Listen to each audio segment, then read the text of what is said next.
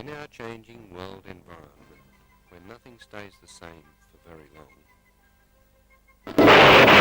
every change brings about its own set of problems. And for every problem that presents itself, Australians have been at the forefront of seeking to find the solutions. Solutions to the many problems associated with land degradation.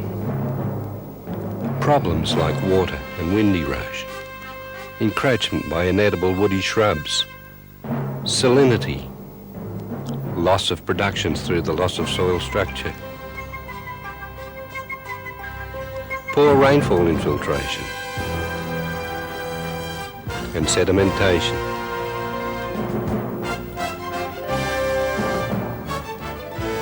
Research, quantification, answers, measurements, observations, new questions, new answers, giving rise to new technologies. The application of these technologies has helped Australia to not only conserve its environment, but to sustain a viable agricultural production. 6/7 of this production, representing a vast range of commodities, is now exported around the world. Products like these.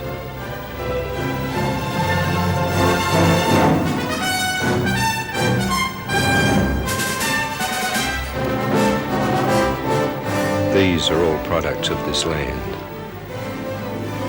All this has been achieved by combining the productivity of the land and the skills of its people. Australians live in a variety of cities and towns, villages in the country, supported by the product of their labour.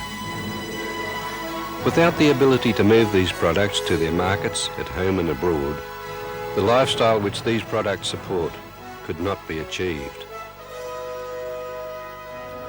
You will be able to see all this and more, much, much more, by holding the 1990 conference in Sydney, Australia.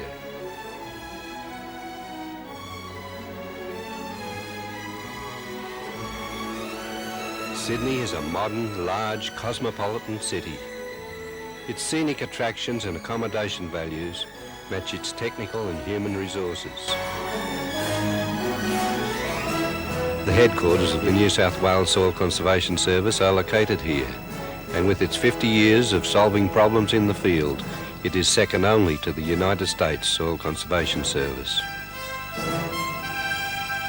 The experience and the ability of the New South Wales organisation would make the 1990 conference a landmark in the proud history of the International Soil Conservation Organisation.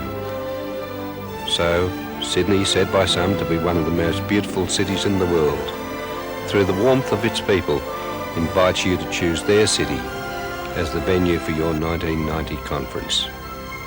Australia, although may be far from your problems, it's close to your solutions. Take advantage of being able to make positive contact, not only with the leading edge of technology, but with the wide range of problems and their solutions in this vast land.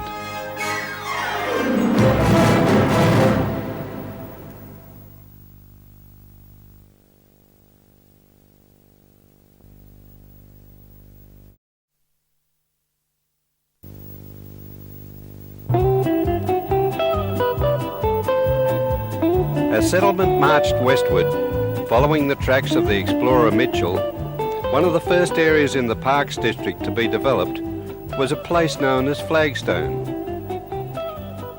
It was settled by timber getters who supplied sleepers for the continually expanding railway system. Already by 1893, the railway had arrived at Flagstone, but the railway department saw fit to rename it Cookamidra, thought to be an Aboriginal word meaning many stumps of trees by the creek. Many railway workers built their homes in the village, and a slab hut school was one of the first buildings to be erected. As the years went by, and with the clearing of large areas of trees to make way for grazing and crops, rural activities expanded rapidly in the rich Cookamidra Valley. The families prospered, and almost on the site of the previous slab school. The Cookamidgera people were proud of their area, and the Rural Youth Club displayed the rewards of their endeavours. These activities also included fertiliser and seeding trials, and the bounteous reward of a prolific crop of sorghum. Cookamidgera was soon to even receive its own water supply. Meanwhile, there was a sinister force at work, eating the heart out of the Cookamidgera Valley: erosion. Droughts came and the grazing areas were bared. Stock had to be fed. The topsoil was being washed away by flooding storms. The railway was threatened, and on a number of occasions rail traffic was held up. The road culvert was becoming almost blocked, and the water supply pipeline itself was in danger of being ruptured. The Park Shire Council and the State Rail Authority were bearing the brunt of high maintenance costs. Early in 1984, through the auspices of the Soil Conservation Service of New South Wales, the germ of an idea was being developed to halt the degradation and bring the valley back to full productivity. On the 3rd of October 1985, Tony McCarthy, the Soil Conservation Service's Regional Director, addressed an informal meeting of Cookamidgera landholders. Okay, you know, fellows, it's only 3 years ago that we wouldn't have been able to stand here today and talk about a project of this nature. But now, given that we can get financial assistance from the National Soil Conservation Program, I'm sure we can fix some of these large gullies down here in the valley. I know that we can put a stable drainage course right through the valley floor. And if we can do those two things, then we can start to control erosion on your lands. If we can do that, we'll certainly help a lot towards fixing the problem at the road and the SRA's dilemma with the railway line down there, which we all know floods from time to time. All we need now, given that we can get this assistance from the National Soil Conservation people, is a commitment on your part and on our part and on the part of the SRA and the Shire Council. And so, with the appointment of Toby Hawke as President of the Cookamidgera Project Landholder Committee, the Cookamidgera Project was born. The Soil Conservation Service had prepared all the plans of work: 50 kilometres of contour banks, 10 kilometres of waterways, 10 dams and 10 giant flumes, structures designed to take whatever runoff there is to a lower level without the risk of damage.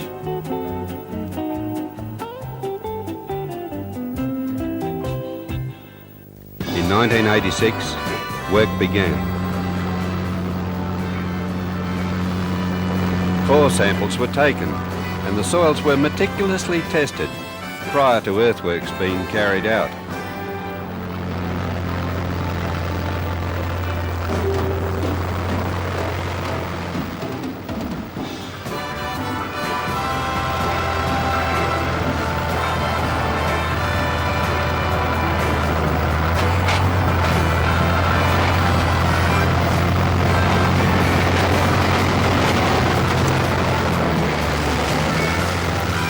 Bulldozers from the Soil Conservation Service moulded the shape of the earth to help nature preserve our heritage and nurture our environment for future generations.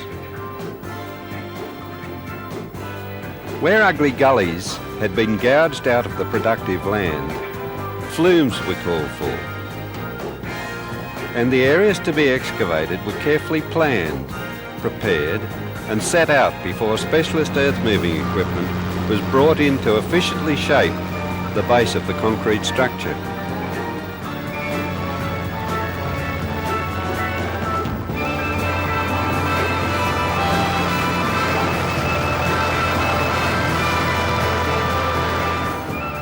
"125 cubic metres of concrete were poured or sprayed.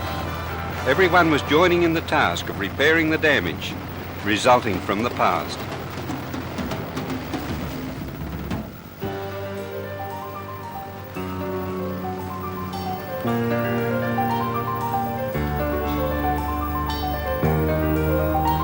The concrete of the flumes was allowed to cure before the dozers once again moved in, to carry out their task of filling in behind the formed concrete.